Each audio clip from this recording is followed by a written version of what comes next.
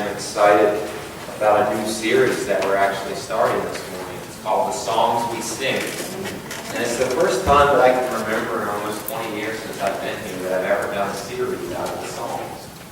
And so we're going to do the Psalms for the month of July and August. And the hope is with this series is we're going to be taking selected Psalms, different Psalms that I've chosen, that express different emotional states. Because the idea is, I want us to learn how we connect with God when we're feeling a certain way. You know, sometimes when we're extremely sad or angry or frustrated or disappointed or we have questions or doubts or fears, we don't always turn towards God in those times.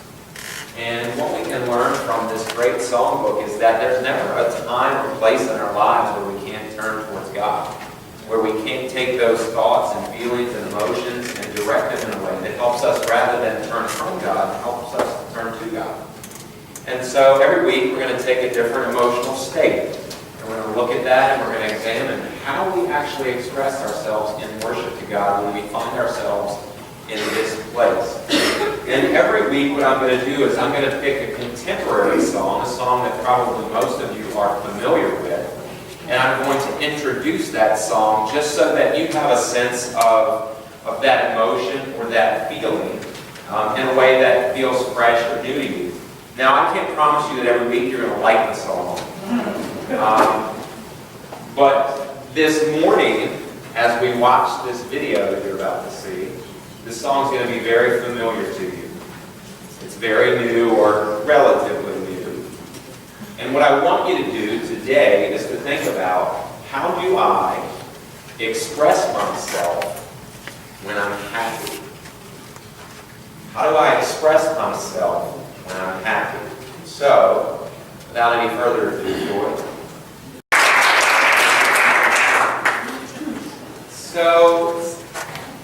So whether you like the song or you don't like the song, whether it strikes a chord with you or it doesn't strike a chord with you, what I want you to think as we're getting started is, how do I experience happiness in my being? When something makes me excited, when I feel grateful, how do I give voice to that? Because I think, especially as I think about our worship experience, I think that many of us...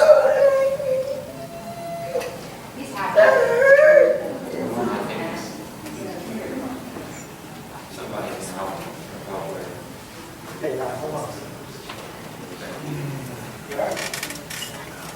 I was just going to get in. He was actually just getting it. All right, so when we're in this place, here's what I think. I think that some of us aren't necessarily sure how to express ourselves, especially in the context of worship. I mean, when we come into a place like this and there is some level of happiness, you know, some of us aren't quite sure exactly whether we clap, whether we sing, whether we have our hands in our pockets, whether we jump, whether we kneel, whether we dance, whether we... And the truth of the matter is, when we give voice to our happiness, it can take a lot of different expressions. And it doesn't always have to be the same. Just because I express myself in one way doesn't mean that that's most natural to you. But you don't have to be annoyed by the fact that I'm expressing myself authentically and honestly when I'm happy. I can be in this place of worship, and as long as I am giving myself, pouring out myself to God, we should be happy for one another that we're in this place.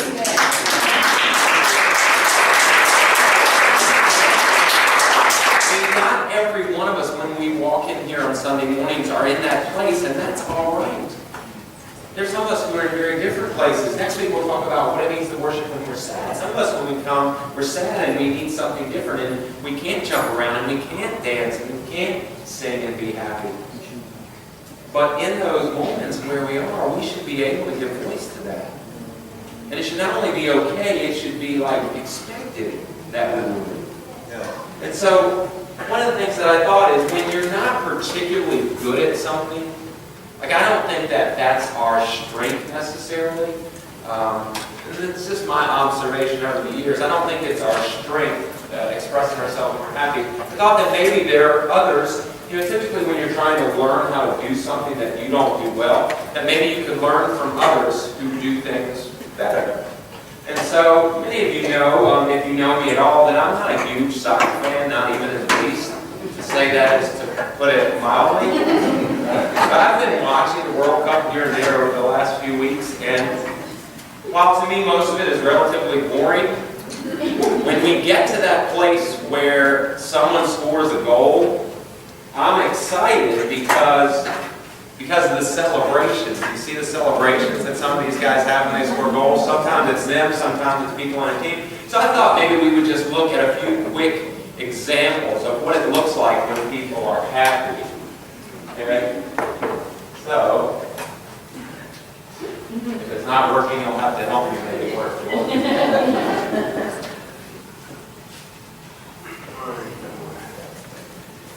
Okay? So in Uruguay, apparently they celebrate by falling to their knees. This is happiness, right? This is a picture of happiness. And if you want a friend to join you sometimes, sliding and doing it as a twosome is sometimes good. Sometimes you just bow and you kiss the ground, right? You are so thankful for a goal. Sometimes in Korea you do a dog pound. I don't know how this would work in our context of our worship service. But these guys are happy. Sometimes you flip, man. You just flip. Sometimes you dance. Sometimes you just pick up a neighbor and you put them on your shoulder and you just walk around because you're happy. Sometimes you do a piggyback, and sometimes you get on the ground like in an airplane, and sometimes you do that airplane standing up. Sometimes you just go berserk. This was the Mexican coach. This was my favorite guy. I love this guy. He was just crazy. So you just do things that sometimes just allow yourself to give voice to what it is that you're feeling. And then sometimes you look like this when you're happy. This is how we look in worship sometimes. We're singing happy songs.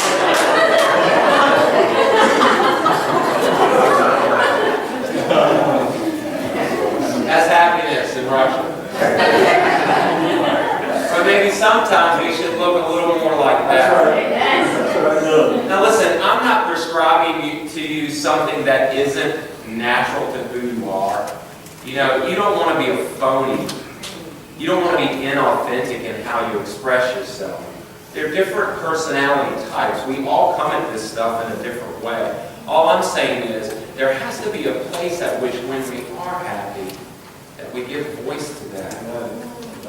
And the psalmist this morning, more than, videos that skyrocketed to #1 or soccer players scoring goals, this guy's going to be talking about how as a pilgrim on a journey to God, how he longs to be in a place of God's presence. He's going to talk about his journey and his trip. He's going to talk about what it is that actually brings about happiness in the soul of another human being. And so if you want to, as we move through, let's look at Psalm 84. He already opened this morning with it, but we're going to revisit it and unpack it a little bit. Now, normally I read from the New Living Version. This morning, when I'm usually preparing, I will look at about 4 or 5 different versions of the Scripture. And I like particularly the New Revised Standard Version. So if you don't have that version, and it's just easier to listen along, feel free to do that. It's going to be whatever your version is. If it differs, it's going to sound a little bit different. But Psalm 84 is the story, the song of a person who's on a journey and they're moving towards God. They've been away from the temple courts for a long time, but they have in their memory what it was like once upon a time to be in the presence of God, and they miss it, and they're eager to get back. And it begins like this. Psalm 84, verse 1. He writes, "How lovely is your dwelling place, O Lord of hosts. My soul longs, indeed it faints for the courts of the Lord. My heart and my flesh sing for joy to the living God. Even the sparrow finds a home, and the swallow a nest for herself, where she may lay her young at your altars, O Lord of hosts, my King and my God. Happy are those who live in your house, ever singing your praise. Now, I know that some of us enjoy being here on Sunday mornings. I hope most of us, and that's why we come. But does that describe your journey on the way to grace here this morning? This person is longing, their heart and their flesh are crying out to be in the presence of God with others so that they can worship Him. And they're remembering a time when they were there, they were thinking about how even birds would build their nest in the corners to be close and to sing their own praises to God. And he's making a journey. Now this journey, we don't know where the psalmist is coming from. Let's just pretend that you're a pilgrim coming from the northern part of Israel, and you're headed central south to Jerusalem.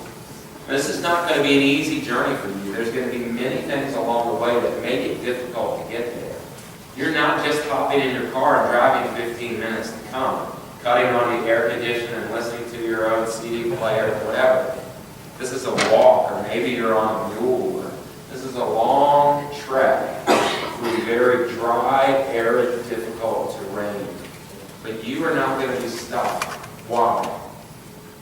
Because you remember what it was like to be in the presence of God. And you know that if you can get back there, it's going to be the best place you could possibly get to. So you're going to sacrifice something to get there. But you're willing to do it because the reward is worth the risk. So I want you to think about the last time, and it may have been never, that you felt similar to the way that this psalmist feels as he writes about coming back to the presence of God. You know, this is the journey of desire. This is not religious obligation. This is not a guy who's thinking, well, if I go to church today, maybe God's going to do right by me this week. I get a gold star by coming today. It has nothing to do with obligation or duty whatsoever. This is the journey of desire. This is coming from a deep place in his heart where he just says, I've got to get there because there's no place better than this. When's the last time you felt like that? It may have never been.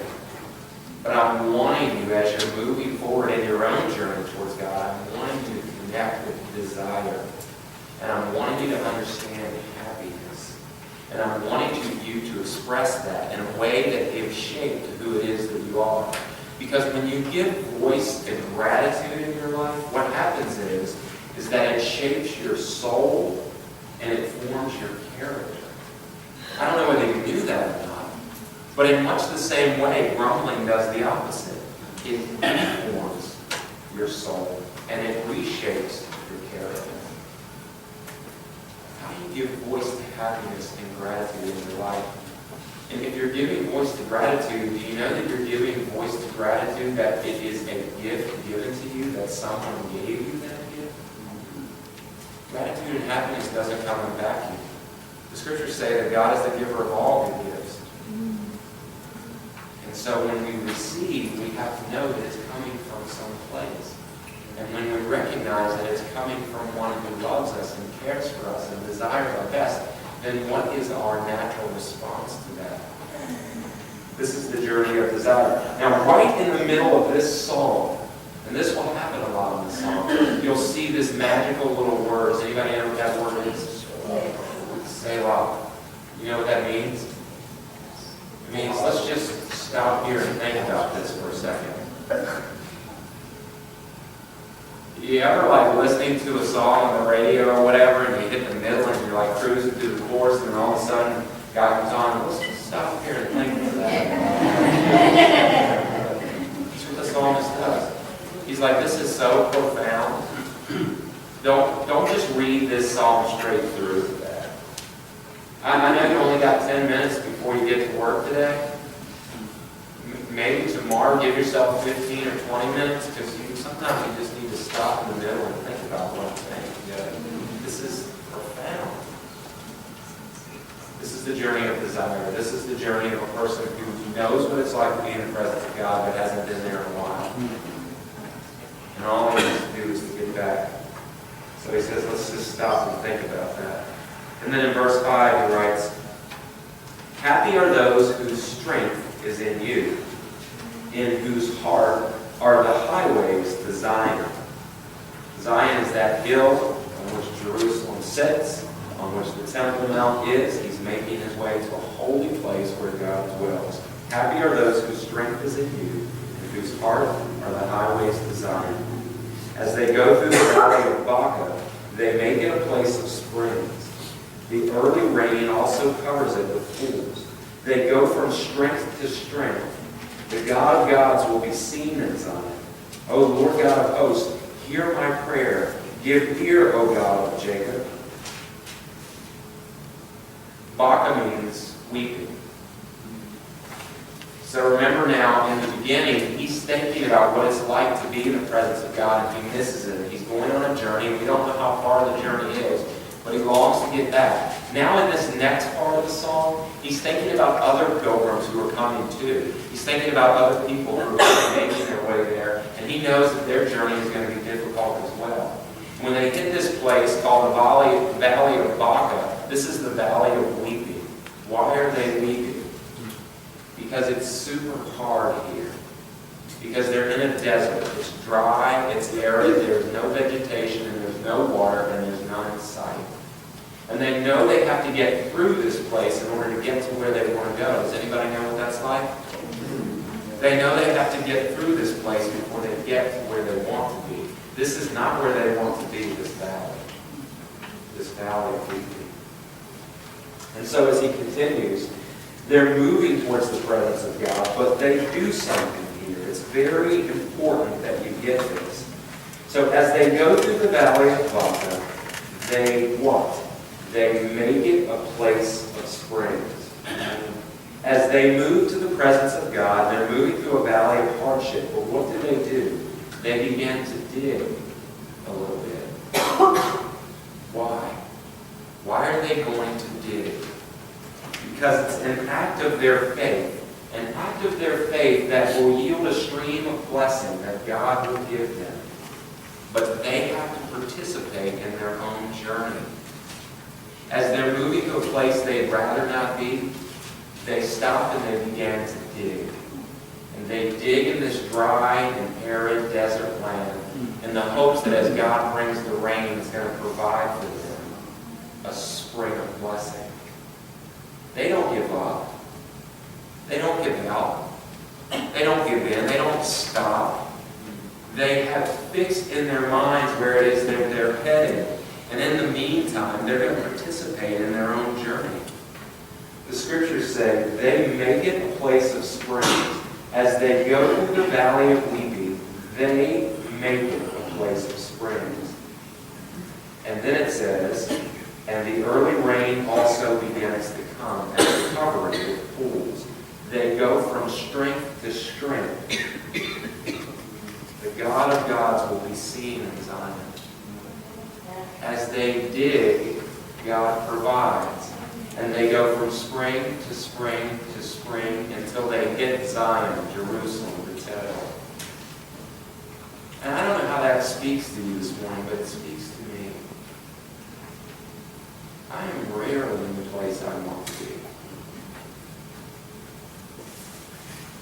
The question is, what do I do when I find myself not in the place I want to be, but knowing that there's a place for me that I'm headed that I do want to be?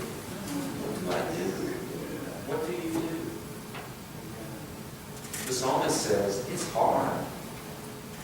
So hard that there are going to be days where you're in the valley and you're just weeping. Because you don't know what else to do.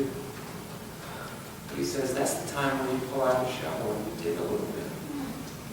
You just exert a little bit of faith. And watch what God will do. He'll fill that little bit of faith with a pool of blessing. And you'll move from pool to pool to pool until you get to where you need to be. And at the end of that section, you know what he says? Say, wow. Stop and think about that for a second. So I don't know where you are in your journey towards God. But one of the things he's saying is that he's going to meet you in his fullness one day, but he's also with you in your barrenness too. have faith enough to begin to dig, watch and see if he won't give you a full blessing. That's what that's. He's with you. He's for you. And don't forget that. But you got to participate in your own journey. You can't just check out. You can't just say, well, why me? Why do things never work for me? Why do I have to keep dealing with this? You know what? That shapes your soul too, that grumbling, that complaining, that negativity.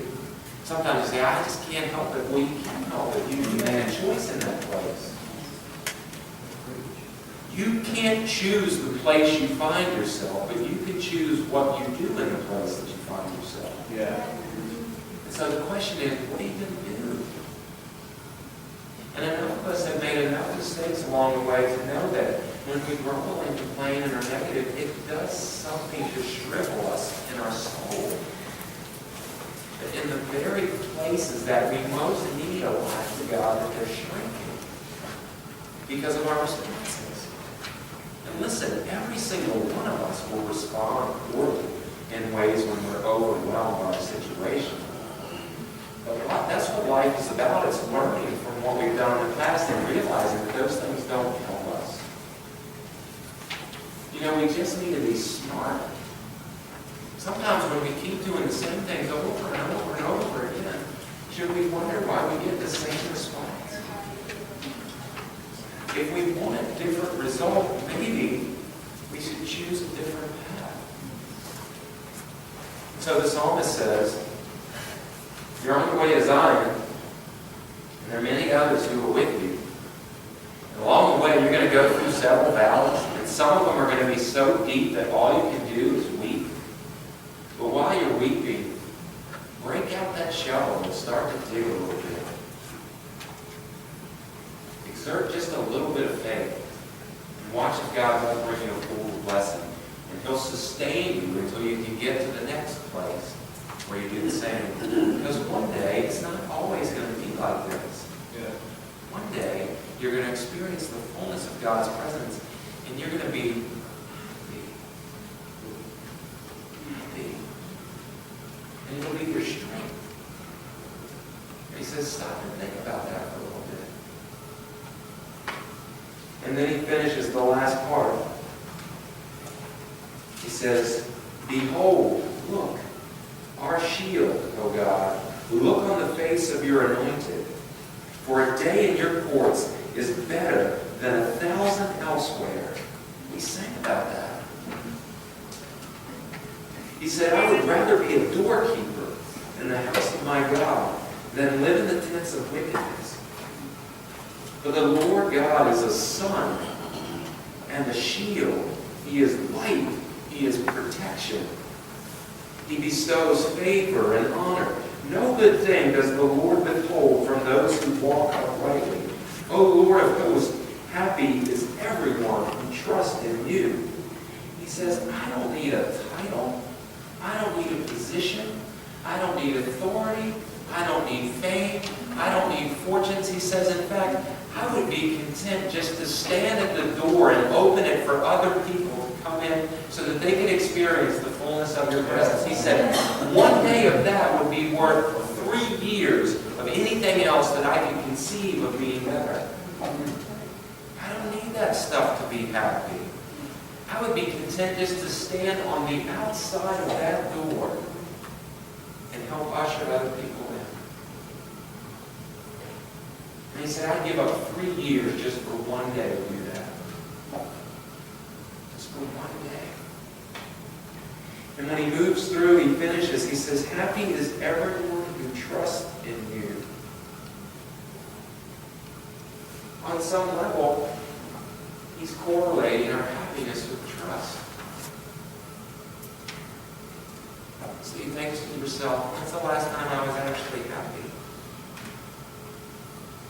He says, it has a lot to do with your trust in a sovereign God. He said, when you try to take on all of the things of life onto your shoulders, you try to bear the weight of the world, it gets pretty heavy. And the stress gets very high.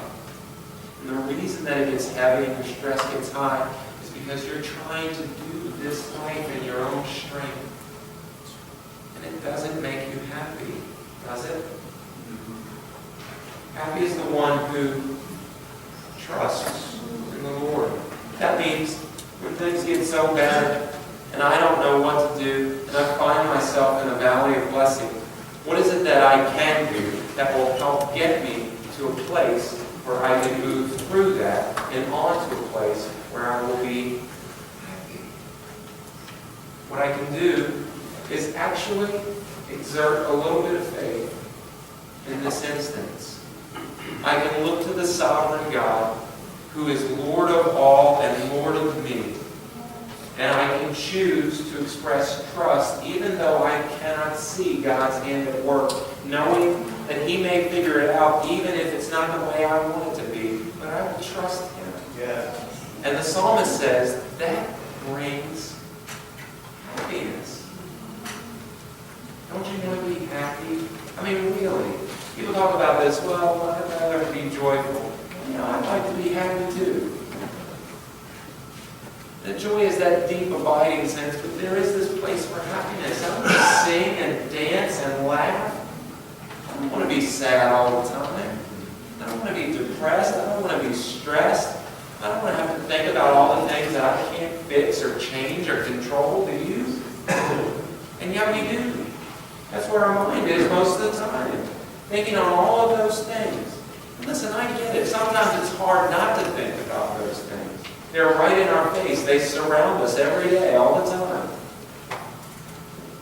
But the psalmist says, you know what? You're on a journey. And you're moving towards God. And it might feel like a long way. You might go through a lot of valleys. And there might be a lot of tears. But when you're in that place, I need you to know that before you get to the very real presence of God, that God is with you all along the way. And when you exert in some small way a little bit of faith, what you will see is that that dryness, that aridity, that will turn into a full blessing. And if you have your eyes open, if you see it, then it requires of you an expression of gratitude. Because usually what happens is gratitude begets gratitude. The more grateful I am, the more grateful I become. The more crabby and irritable and difficult I am, the more I become that way. And my soul is deformed. It shrivels. And then when I see pools of blessing all around me, all I can see is just that one arid patch. I have blessing, blessing, blessing, blessing. Oh yeah, but there's that place over there that's not. Isn't that how it is? How it is. Yeah. So I just want today, we're looking in this series for how to connect to God in all things. And sometimes we think, well, it's easy to connect to God when we're happy. And I just want to say, is it?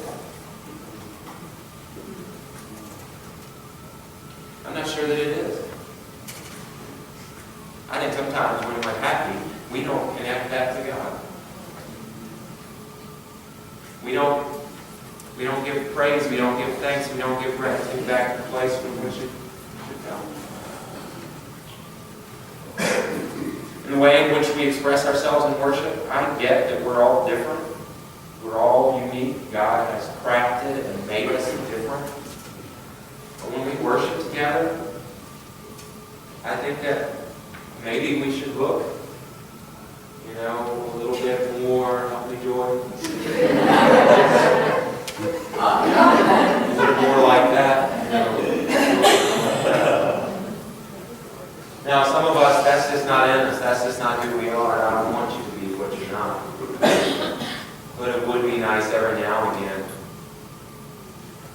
if when a lyric connected with our heart, that we actually smiled, clapped, danced, maybe something like that.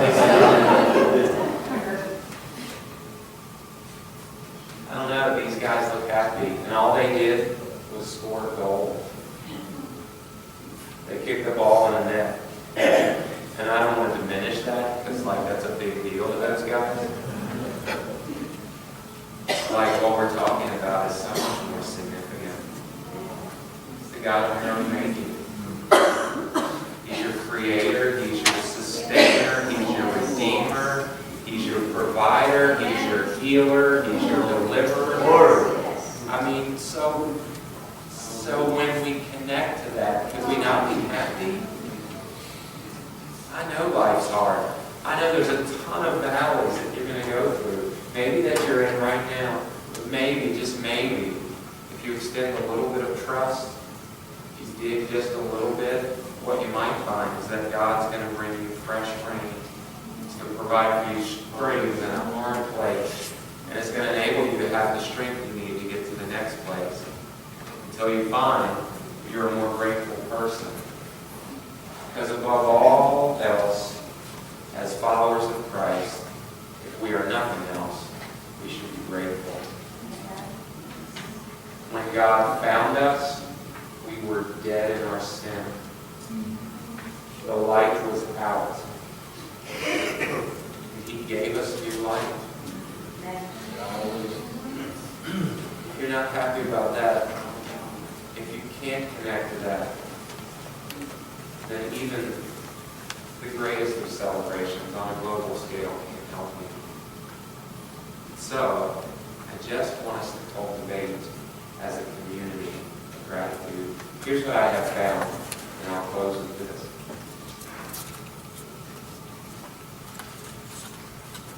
I think it's important to worship God when we're outside of this building in ways that are true to how it is that we are feeling and the experiences that we're having.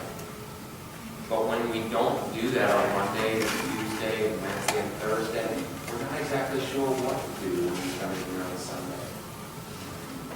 But if we develop a habit of worshiping God throughout the week, then what happens is, rather than coming in and waiting for Vincent or the team to give me something we have to do, I come bringing something. I come ready to share and express what God has been doing for me. And what happens is, for those of us who are sad or angry or confused, it gives us something. That video, that happy video, whether you like it or not, like it spoke to the heart of our world. You were seeing different videos of doctors and lawyers and people, nurses and sanitation workers and construction workers. Everybody was creating their own videos globally, worldwide, in Africa and South America and Latin America. There was something that struck them about tapping into that spirit. And I think to myself, what if we did that, but not from a place of like anything other than knowing that God was with us and for us and had delivered us unto something better. And we brought that with us on Sunday because Monday through Saturday had been so hard, but we made it through. We dug a little bit. We experienced the pool of blessing on Wednesday and a pool of blessing on Friday. We came and we were excited to do that because we were together. And we knew what other people were facing. Even if we didn't know exactly their story, we knew how hard it had been for us, so we had to know that it was hard for others, but we made it back together again. And we brought with us that spirit. Yeah. Wouldn't that be great? Wouldn't that be like the church you'd like to be a part of? Me too. So that's up to us. We get to choose. I'm not telling you how to bring that. I'm just asking you to consider bringing that. Because what happens is it's infectious. Much like grumbling and complaining and sarcasm and cynicism and negativity is. It works the other way, too. So I want you to be happy. And the psalmist says, happy is the one who trusts in the Lord.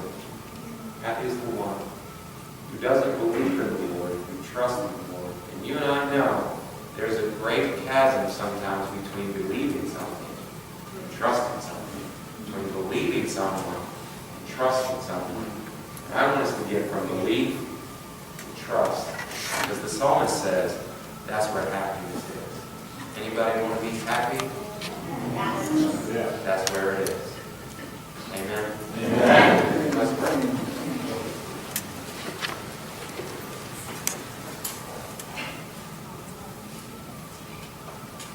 So Lord, today we connect with this psalm and we understand it in a way that, God, I hope it will begin to speak to us today and the days to come. Because some of us are traveling through valleys of Ibaka, valleys of weeping. But we have a place along the way that you ask for us to participate, to make springs. So I ask that in the places we find ourselves, that you would help us just to express a little bit of faith, to move from belief to trust. And when, God, we see these pools of blessing spring up, that you would help us to be authentic and honest in how we respond to those. And that it would shape us, our soul, and our characters, and it would form us into being the people you made us to be. Grateful for life. Life more abundant and life eternal. And it's in Christ that we pray.